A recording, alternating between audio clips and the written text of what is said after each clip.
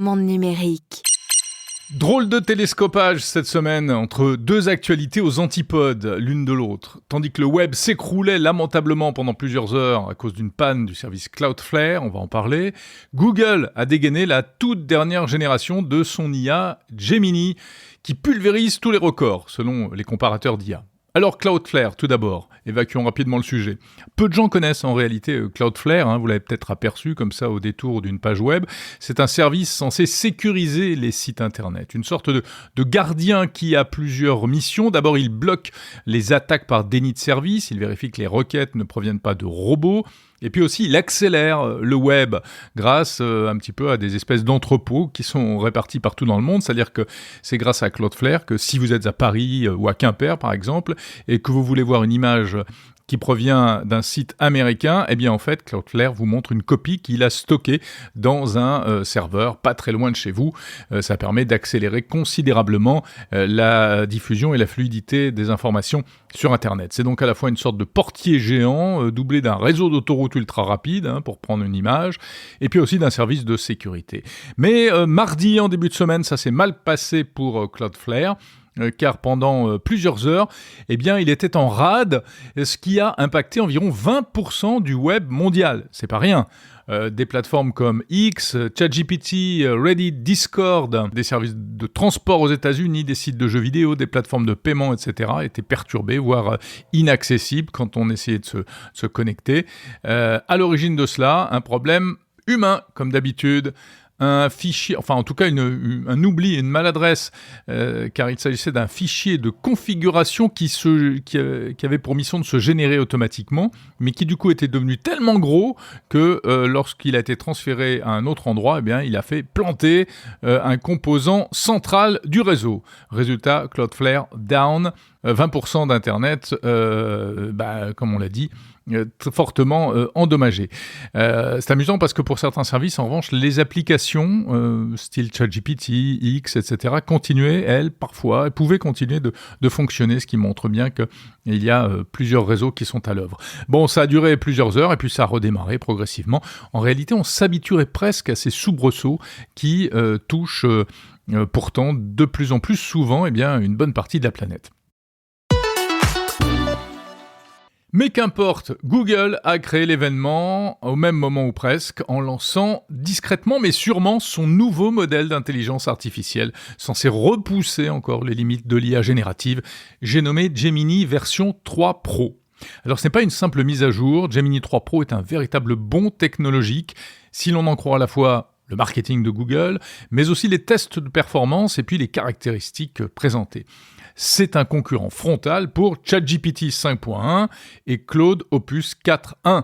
Donc, le choc des titans, on est en plein dedans. Pourquoi ? Parce que, d'abord, au test de performance, Gemini 3 Pro arrive en tête notamment du classement LM Arena, qui est la plateforme de référence pour comparer les modèles d'IA générative. Particularité de cette plateforme, ce sont des humains qui jugent. Ensuite, pour ce qui est des fonctionnalités, Gemini 3 Pro est multimodal nativement. Ça veut dire quoi ? Ça veut dire qu'il est capable de traiter de l'image, de l'audio et du texte et de faire une espèce d'agrégation de tout ça. Alors, il le faisait déjà en réalité depuis notamment la version 1.5, mais là, il le fait encore mieux sur de plus grandes quantités de données. À noter que ChatGPT aussi fait ça. Et quand on parle d'audio, moi je veux bien, mais sauf que ça veut dire qu'il y a un mode vocal, mais en revanche, les IA génératifs sont toujours incapables de retranscrire des fichiers audio. Voilà, c'est un sujet qui me touche parce qu'évidemment, quand on fait du podcast, c'est une fonction qu'on aimerait bien avoir. Il existe des outils qui font ça, disponibles en ligne, mais les chatbots que l'on connaît ne sont pas capables aujourd'hui de faire cela. Alors, à noter, et ça je l'ai vraiment constaté, Gemini 3 Pro est super rapide pour la génération d'images, beaucoup plus rapide que ChatGPT 5. Impressionnant. Ensuite, Gemini 3 Pro est disponible comme ChatGPT en 2 versions, une version rapide et une version thinking. La version rapide, c'est pour tous les jours, quand vous avez des petites questions pratiques à lui poser, et la version thinking, comme son nom l'indique, c'est que pour des recherches plus profondes, il va prendre plus de temps pour réfléchir. En fait, c'est-à-dire qu'au lieu de générer intuitivement une réponse, il va vérifier ses hypothèses, il va s'auto-contrôler avant de vous répondre. Et même, dans certains cas, explorer des pistes alternatives, ce qui va permettre d'éliminer des erreurs avant de donner sa réponse. Donc, à l'arrivée, plus de rigueur, notamment appréciable pour des domaines sensibles comme le droit, les sciences, les diagnostics médicaux, etc., etc.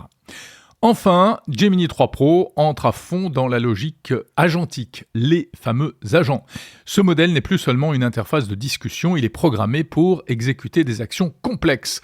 Alors, tout le monde n'utilisera pas forcément ces fonctions, qui seront accessibles via de nouvelles API et des plateformes telles que Google Antigravity, mais les développeurs vont se régaler, ils vont pouvoir assigner des tâches qui nécessitent normalement des étapes multiples pour la coordination, et notamment pour ce qu'on appelle le vibe coding, c'est-à-dire le fait de faire demander à la machine de programmer, de créer du code à partir de buts que l'on se fixe et de problèmes à résoudre. Dans la forme, pour le commun des mortels, Gemini se veut moins cireur de pompe, on va dire, que ChatGPT. Et oui, ce côté très flatteur, toujours, lorsqu'il répond en disant « Mais oui, c'est une excellente question, bravo, c'est formidable », ce qu'on appelle, et j'en ai parlé déjà dans Monde Numérique, la sycophancy, ou en français, peut-être la sycophanie, c'est un mot un peu étrange, hein.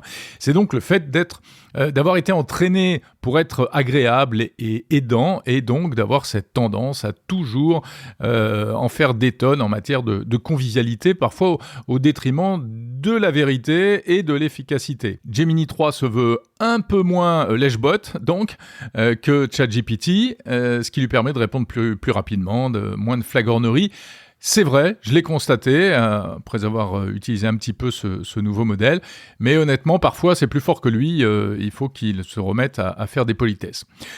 Alors, malgré toutes ces grandes qualités technologiques, Gemini 3 Pro de Google parviendra-t-il réellement à s'imposer ? Parce que, rappelons les chiffres, ChatGPT, c'est plus de 800 millions d'utilisateurs dans le monde, et aujourd'hui, Gemini, c'est à peine, si on peut dire, 500 millions. Il y a donc un gros retard qu'il va falloir combler. Pour cela, Google a prévu de mettre du Gemini partout, mais alors absolument partout. Il est déjà disponible, en tout cas en cours de déploiement, prioritairement aux États-Unis, mais également en Europe, et personnellement j'ai pu l'utiliser en France. Il est disponible sur le site gemini.google.com, mais il va également faire son apparition sur Android, sur iOS aussi, et puis on le verra normalement, si tout va bien, dans Google Search, c'est-à-dire dans le moteur de recherche.